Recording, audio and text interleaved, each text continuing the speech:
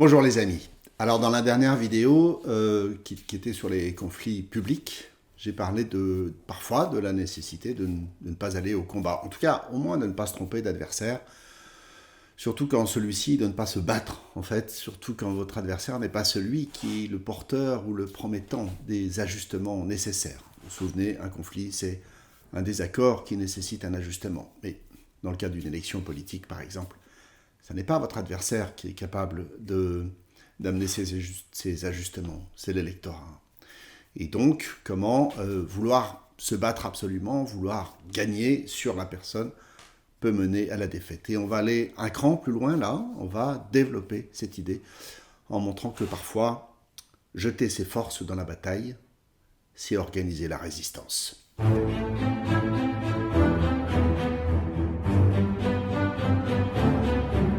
Je voudrais vous parler d'un livre qui est un livre qui m'a été recommandé par un ami, mon ami Philippe, qui est un livre de Romain Graziani qui s'appelle L'usage du vide, où l'auteur explore un certain nombre de cas où, pour résumer, parfois, plus on veut, moins on peut.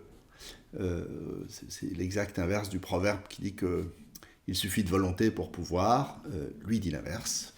Donc ce livre, L'usage du vide, Romain Graziani, qui s'appuie beaucoup sur la philosophie chinoise, qui est une philosophie qui, contrairement à la nôtre, a beaucoup exploré ces domaines et ce qu'il appelle les états optimaux. Alors, c'est quoi les états optimaux ? Eh bien, c'est, par exemple, le sommeil, c'est être amoureux, être heureux, tout simplement, qui sont des états où, d'une certaine façon, plus on veut les atteindre, et moins on peut.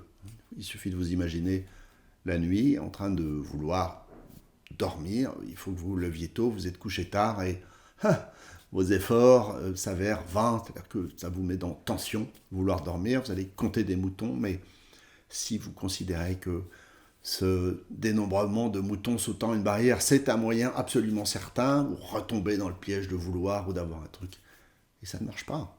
Et c'est l'insomnie assurée, à moins qu'à un moment donné, quelque chose lâche prise, que vous, d'une certaine façon, vous cessiez d'y penser pour permettre au sommeil de vous tomber dessus.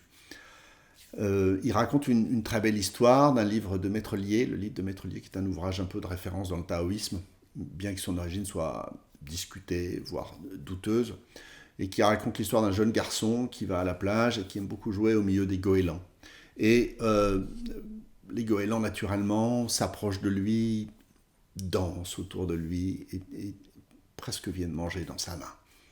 Et le père de ce jeune homme ou de cet enfant, je ne sais pas, un moment apprend ça et lui dit tu devrais m'en ramener quelques-uns, hein. Moi aussi je m'amuse.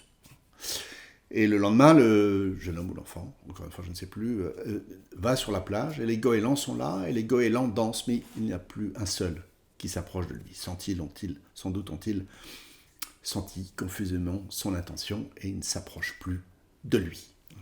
Et c'est avec ça qu'il illustre ces états optimaux, cet état de proximité, en disant que finalement les états optimaux sont comme les oiseaux, et ils ne viennent picorer dans vos mains que quand on ne cherche pas à les attraper.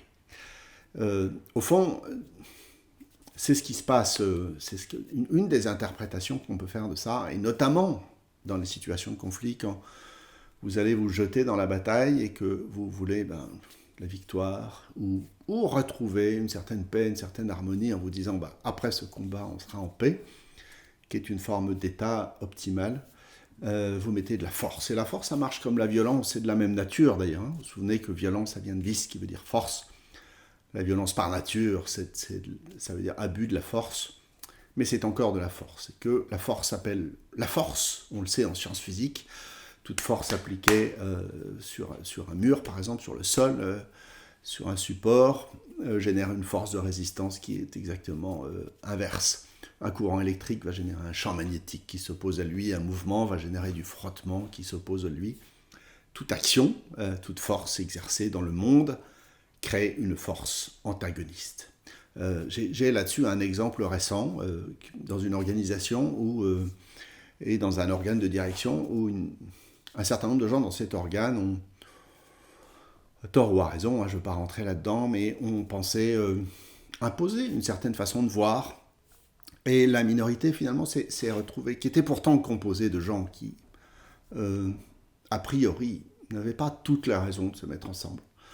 Mais là, sous l'effet de ce qu'ils ont vécu, encore une fois à tort ou à raison, là n'est pas le souci, ce qu'ils ont vécu comme une oppression, ils se sont organisés et ils ont organisé la résistance à tel point qu'ils se sont, eux, jetés dans la bataille et que ceux qui étaient les plus forts, ne voyant pas les choses venir, ont perdu. Voilà, ont perdu cette majorité. C'est intéressant de voir que dès que je mets de la force, alors la force revient. Alors je crée de la force antagoniste. Si je jette dans la bataille, alors je crée une résistance qui va s'opposer. Et c'est ainsi que, quand je dis, moi, oser le conflit, ça ne veut pas dire se jeter dans le combat. Oser le conflit, c'est d'abord regarder la situation en face et d'abord assumer ce désaccord qu'est le conflit et assumer la nécessité d'un ajustement. Ne pas fuir ça, mais parfois simplement regarder la situation, l'observer, essayer d'en tirer parti, essayer d'évaluer le potentiel pour peut-être le laisser peser sur le cours des choses. Parce que parfois, il n'y a rien d'autre à faire qu'attendre. Parfois, si vous faites pousser des poireaux, il n'y a pas grand-chose à faire que... Bien sûr, il faut en prendre soin, mais il n'y a rien d'autre à faire que les laisser pousser tranquilles. Et parfois, les conflits se résolvent d'eux-mêmes en laissant aller le cours des choses. Et parfois, le chevalier, est un jardinier. Voilà, c'est la fin de cette vidéo. Je vous remercie. Abonnez-vous. À bientôt.